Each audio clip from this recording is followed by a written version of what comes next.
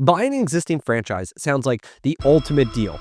You get a team in place, you have brand recognition, you have cash flow from day one, and then you can walk in there with your owner's hat and start making changes that put more money in your pocket. And I can tell you, after buying over 30 franchises, I've learned a few things. And today I want to share with you how to find killer deals, how to avoid the losers, and the 3 non-negotiables that I look for in every franchise deal. But the first thing that we have to understand about franchises is they're special. And that when you join a franchise, you become the member of this private club where everyone who has joined has signed their name in blood.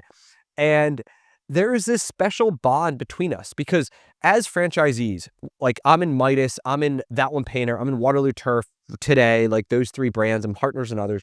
And in each one of those brands, I may not know the other franchisees that well, but when we meet at a conference or when we meet to get coffee or whatever it is, we instantly have a ton of stuff that we are there's a brotherhood to it, right? Because both of us are building the exact same business for ourselves and sharing in the name and the systems and the process. And once you understand that there is this tight-knit community that franchisees, when they want to sell to other franchisees. Of all the deals I bought, it's around 30 of our 35 Midas shops that I own. About 30 of them were deals that existing franchises that I bought, in this roll-up strategy. You want to know how many of them hit the open market that went through a broker? 1. And that was in 2017. That was the second deal I did. Every other deal, so 29 other deals, there was not a single broker involved. They never went to market. You want to know, of the 30 deals that I've done, how many had other buyers that I had to outbid and compete? 0. At least that I'm aware of. There could have been others, but they weren't hey, here's his offer, let me see your offer, best and final due at this date. None of that shit, right? It's because when you join a franchise network and when you are like me and you can establish a relationship and a reputation and you're a top performer, that when people want to sell, they don't want to sell to some outsider. They don't want to deal with a bunch of bullshit listings and BizBuySell and extreme due diligence and all that stuff. You know what they want? They want to get the deal done, number 1. That is the most thing. If you ever sold a business before, and I've sold 2 now, it sucks, right? Because you get all excited that hey, I got this great opportunity, I got this guy, and then they ask all these questions. It's uncomfortable. They have to go meet your team and you're lying about what they're there and all this stuff. And then you get to the finish line and they back out, right? They can't get the financing. They realize it's not for them. They or their other better deal went through. And then you're oh, I got to start all over again, right? And a lot of people don't want to go through that.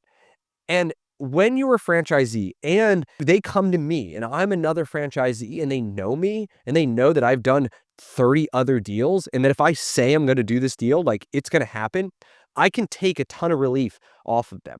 And so they will want to do the deal with me because it's easy. It's quicker. My due diligence, embarrassingly, is extremely minimal because I'm buying a business that I already know, in a system that I'm already familiar with, that I've been with for many years. There's not a lot of stones to uncover because I just know when I get in there, this is what's going to happen. I've done it 35 other times with all my stores. What's one more? And so franchisees want to sell to other franchisees. This is just super important to understand if you're trying to grow in the franchise business. And I want to talk about this in 2 different ways. The first way is if you're an existing franchisee listening to this and saying, okay, I'm a franchisee, I want to grow. What I would implore you to do is start making relationships with other franchisees in your network. Get to know everybody. Get involved in the franchise advisory committee. Go to all the conventions. Go to the regional meetings. Reach out to people and just say, hey, my name is Brian. I'm working on growing. How can I help you? I want to share some things that are working for me, right? Look to add value because you do that. You start to build this reputation. You start to be known. You start to build friendships. And guess what? When you want to grow, they're going to call you. You're going to get first stab at it. And if you can make the numbers work, you're going to have a deal. And the more deals you do, the easier they become. And so I have learned that over and over again over the past number of years in growing our business, in the Midas business, to 35 stores. We'll do 50 million in revenue. Now we're growing in other lines of home service and That One Painter and Waterloo Turf. And I've got a towing business. I've got all these other businesses. But the core of it all started by building these relationships. Now, if you don't own a franchise and you're saying, well, I want to buy one of these. I want to get my foot in the door. I want a profitable resale deal like Brian gets. A couple things. One is that you need your foot in the door with a single location. Once you get your foot in the door to a franchise, you become a member of a club. And it doesn't matter if you have one location or 100 locations, you're a member of the club. It's just a binary, yes, no, you in or not. And so sometimes the best way to get your foot in the door is any way that you can, whether that means it's a new franchise or a new territory. Say, hey, I'm going to open up a brand new store, a greenfield territory. And then once I get my foot in the door, that opens up right to all these acquisition opportunities. Another is you are buying one of these publicly listed franchises that's for sale. That is on BizBuySell, right? That, keep in mind, none of the local franchisees wanted to buy that. If it gets to BizBuySell, if it gets to your inbox, it's because no one else who is an existing franchisee wanted to buy it. That immediately should raise red flags in your head that you need to then start working through to think through, okay, well, why didn't anybody want to buy this? Right. And this is the thing that you really have to go through. And I'll say if I'm you, but if I've like personally done this, because I have vetted multiple brands that I was looking to get into through a resale and asking myself these very questions, which is like, why didn't anybody want this? Right. And so that's the first question. And what I would start with is the top level, which is the brand itself, which is, okay, let me look into this brand, this franchise, or to find out how are they doing, right? Is this a brand that is on their way up and that is growing? Are they really small and there's only like a handful of franchisees? Is it a big legacy brand, like some sort of neighborly brand, like a Mr. Handyman or like whatever maids thing? Is it a brand that's on the fall, right? There have been some, Orange Theories that are closing down. There's Cycle Bars. There used to be a million frozen yogurts. Cookies are a big, if it's not named Crumble Cookie and it's anything else, right? I would be a little concerned if their unit counts are going down and everyone in the brand, or there's some macro level things that people are saying, listen, I don't want to buy, like, I'm just trying to figure out what the hell to do with mine, right? So that's the first place to start what is up with the brand? And would you buy into that brand if that wasn't that resale opportunity? Like that has to check the box. That is one of my non-negotiables, is that the brand has to be a good brand that you would buy regardless of being a resale or not, because it has all the qualities that we look for in a great franchise, which are they prioritize franchisee profitability, which means their franchisees are happy, they're profitable, they're growing, like they have great systems and process that like actually like you can actually run with it versus other franchises that really have weak stuff and you're really on your own. And that the franchisor really wants people to grow. And they're really creating this sense of community among the franchisees. And I have whole other videos on like how to vet franchisors. I don't want to get into that totally, but it is something that we really want to look for. Okay. So that's the first thing I look for is it a good brand? The second thing I want to look for is then why do other franchisees not want to buy this thing? So a couple years ago, I had a friend, somebody who became a friend, reach out to me and said, hey, I want to help find a franchise. I'm looking for a senior care business. He really wanted to get into senior care and wanted my help finding it. I have a team of more franchise brokers. So basically we go out and we help people find franchises, new and resale, and help, people get into business. And so we worked with them. Literally the day after we have coffee, a resale popped up into our portal. And it was a senior care business that was for sale, literally in our backyard, like totally amazing opportunity. And it was so good that I decided to partner with him. So I put some money in the deal and some advisory part of it, and have helped him kind of get into this thing. And it was a great brand. It was a great territory, and it was profitable. Right. So it like hit all the things and we're like, well, what the heck is wrong with this? Like, why isn't anybody else buying this? Like, this is literally what we're going through here.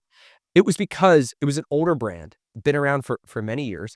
And the territory that we bought, the franchisee, was one of the original founding franchisees. Like he'd been in it for 20 years. Well, guess what? Well, all the other franchisees around him have also been in it for a very long time.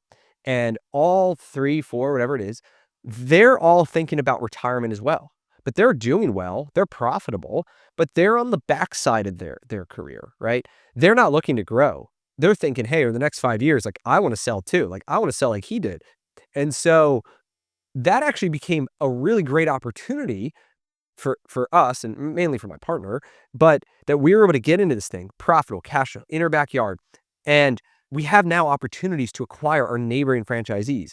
They don't want to sell today, but that's fine because we're planting those seeds and we're letting those things grow. And so that is something that is like the best scenario, right? Great brand, great territory, all this stuff, and everybody else is going to want to sell too. So from there, I look at the location or the territory, like the physical location of why does anybody else want this? Now, in some businesses, the location itself can drive like 80 to 90% of its success. Years ago, we looked in the Little Caesars as a franchise, and it was like the location you picked literally determined if you would be successful or not. And if you picked a bad location, even if you're the best operator in the world, you're almost destined to fail. And so it's possible that the business that you're looking on BizBuySell is just a terrible location. They just picked the wrong spot. They should have been in this shopping center and they're in this one instead. That is like across the street, but they don't get the same traffic. They don't have the same co-tenants and all that stuff. And they have basically saying, hey, this like, I can't make this work and I'm going to sell it. And you may think that you're going to get into that thing and you are going to like work it 24/7 and you're going to do all this stuff and you're going to make it successful. But it's possible that because you picked a bad location, you're only going to get it better by 20% or something. Like you're not going to get it to the point where this thing really makes it worth it. And what really is like that place just needs to close down and you need to relocate it over there. But then it's like the cost to do that. Is it cost prohibitive? And so I would be really looking into that. Another option is that a franchise seller just has a price that they want that no other franchisees are willing to pay. Like they're out of their mind in terms of what they think this thing worth. And they're just like fishing out there to see if some sucker will buy it. And if they do, good for them. But if not, it's going to, when it come back to reality, then the local franchisees would be interested. And so anyway, those are all the things that I would be looking for as an outsider to determine if it is something that I'm looking to do to get into this resale. Okay. So now let's get into my 3 non-negotiables. Number 1, I already covered, a great brand. Number 2 is a great location, as I just mentioned. However, there's a caveat to this, which is, sometimes people really want to push the envelope because they want that deal. I had this guy we were working with, and he had been searching for like 2 years to buy a existing cash flowing business, and he really didn't want to start a new one, and he like really wanted something to go. And he had his whole list, like his buy box. I think it's really important that anybody looking to buy into a franchise or a business creates a buy box, right? Which is like, I'm gonna hit it right down the center. It's my strike. In terms of the type of business model I want or don't want, my budget, the type of skills, like legacy versus emerging, like there's a whole bunch of things you really want to kind of get into to say, if I find a franchise or an opportunity that is within this box, like I'm going to be going all in on this thing. And if it's outside, I'm going to ignore it. And so he had, a buy box, and he was really strict on it, and he just couldn't find anything, right? And so then his buy box kept getting bigger and bigger until it was like, hell, I'll just like buy anything that I could afford. And so he got this opportunity. It was an hour from where he lived with a mediocre brand and a mediocre like deal. And he was like really serious about this thing. And my thing to him was like, the location matters a lot. And when you start this thing and you say, hey, I'm like taking out an SBA loan, I'm going all into this thing, you're going to eat, sleep, and breathe the business. And for me, I would want that location as close to my house as possible because you're going to be in there a lot. And if you have to drive an hour there and an hour back, like, and you miss your kissing your kids goodbye in the morning because you got to beat the morning rush.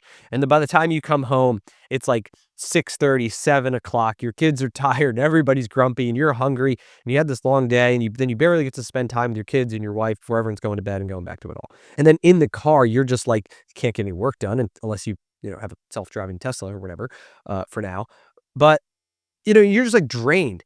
And then it's like not fun. And then you get into a business that like, it's just mediocre. And it's like the brand's not that good. And the opportunity is not that big. And so all of a sudden, like you've made this tremendous amount of sacrifice, not only in money, but in the time that you have with your family for an opportunity that is not that good because you're desperate to get in the game and you've been waiting for so long and you just want to get at it. Then after 6 months, 12 months, and maybe it's doing better and maybe you are making money, but you hate your life because you're like, this sucks. And why did I sign up for this thing? And now you're looking to get out of it. And then start the search process all over again. And you're back to where you started.